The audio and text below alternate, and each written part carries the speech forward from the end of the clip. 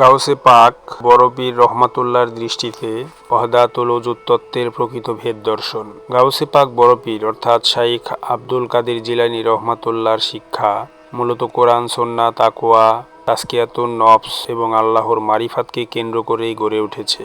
বড় পীরের রচনাসমূহে ওয়াহদাতুল ওজুদ পরিভাষাটি পরবর্তী যুগের মতো দার্শনিক ভাষায় আলোচিত হয় নাই, কারণ এই পরিভাষাটি পরবর্তীতে বিশেষভাবে মহিউদ্দিন ইবনে আরবি রহমাতুল্লাহর মাধ্যমে সুসংহতভাবে বাহ্যত ব্যাখ্যা করা হয়। তবে বড় পীর রহমাতুল্লাহর বাণী এবং আধ্যাত্মিক শিক্ষার গভীরে প্রবেশ করলে দেখা যায় তিনি এমন এক তাওহীদের শিক্ষা দিয়েছেন যেখানে আল্লাহর একত্ব, সৃষ্টির নির্ভরশীলতা এবং বান্দার আত্মবিলয়ের অভিজ্ঞতা অত্যন্ত সূক্ষ্মভাবে প্রকাশিত হয়েছে।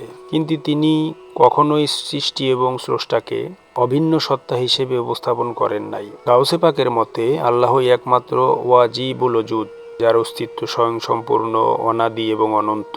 অন্যদিকে সমগ্র সৃষ্টি মুমকিনুল ওজুদ, অর্থাৎ তাদের অস্তিত্ব ধার করা, নির্ভরশীল এবং আল্লাহর ইচ্ছার উপর প্রতিষ্ঠিত। সূর্য যেমন নিজের আলোয় জ্বলে কিন্তু চাঁদ সেই আলো প্রতিফলিত করে, তেমনি সৃষ্টির অস্তিত্ব আল্লাহর স্বাধীন অস্তিত্ব নয়, বরং তার সৃষ্টি শক্তির প্রকাশ। আর এই উপলব্ধি তাওহীদের মূল ভিত্তি।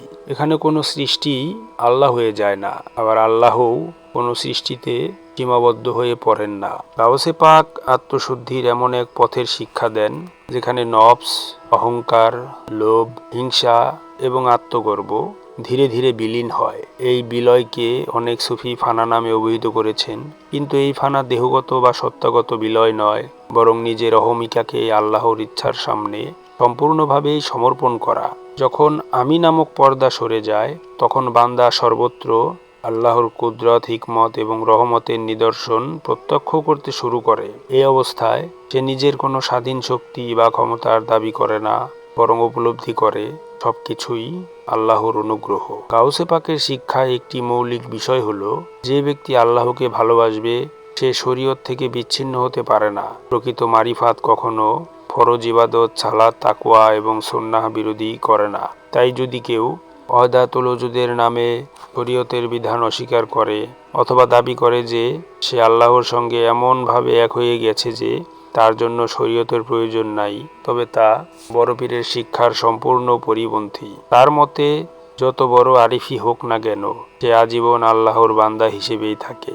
গভীর আধ্যাত্মিক অবস্থায় অনেক আরিফ এমন ভাষা ব্যবহার করেছেন যা বাহ্যিকভাবে বিস্ময়কর মনে হতে পারে, কিন্তু গাউসে পাক সতর্ক করেছেন যে আধ্যাত্মিক উচ্ছ্বাসের ভাষাকে আকীদার ভাষা বানানো যাবে না, কারণ আধ্যাত্মিক অভিজ্ঞতা ব্যক্তিগত, কিন্তু ইসলামের আকীদা কোরআন এবং সুন্নাহ ভিত্তিক। তাই আরিফের অনুভূতি ব্যাখ্যা করতে হলে শরীয়তের আলোতেই সেটা বুঝতে হবে। গাউসে পাকের শিক্ষার একটি গুরুত্বপূর্ণ দিক হলো সৃষ্টিজগৎ আল্লাহর নিদর্শনের আয়না। তিনি মানুষকে আহ্বান করেন ফুল দেখে স্রষ্টার সৌন্দর্য, আকাশ দেখে তার মহিমা, মানুষের হৃদয় দেখে তার রহমত এবং সমগ্র বিশ্বজগৎ দেখে তার কুদরতকে চিনতে হবে। কিন্তু আয়না তো মুখ হতে পারে না, প্রতিফলন কখনো মূল সত্তা নয়। এই সূক্ষ্ম পার্থক্য না বুঝলে ওয়াহদাতুল ওজুদের শিক্ষা ভুলভাবে ব্যাখ্যা হওয়ার আশঙ্কা থাকে। বড় পীরের দৃষ্টিতে সর্বোচ্চ আধ্যাত্মিক স্তর হলো বাকাবিল্লাহ, অর্থাৎ আল্লাহর সন্তুষ্টির পথে স্থিত হওয়া। ফানার পর বান্দা পৃথিবীতে ফিরে আসে, কিন্তু তার চরিত্র বদলে যায়। সে মানুষের সেবা করে, ন্যায় প্রতিষ্ঠা করে, বিনয়ী হয়, আল্লাহকে স্মরণ করে এবং নিজের প্রতিটি কাজকে ইবাদতে পরিণত করার চেষ্টা করে। প্রকৃত আরিফ সমাজ থেকে পালিয়ে যায় না, বরং সমাজে থেকে আল্লাহর রহমতের মাধ্যম হওয়ার চেষ্টা করে।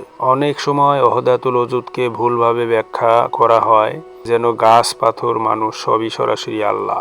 গাউসে পাকের শিক্ষা এই ধারণাকে সমর্থন করে না।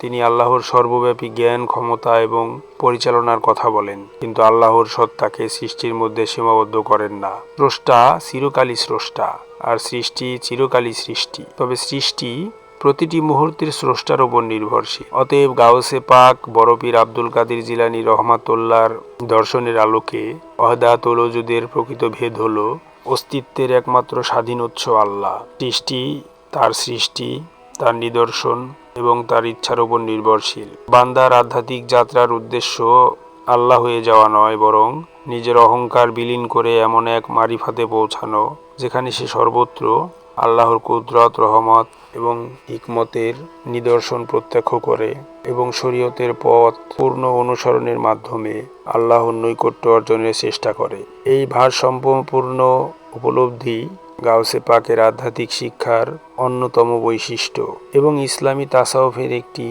গভীর এবং সুসংহত দৃষ্টিভঙ্গি।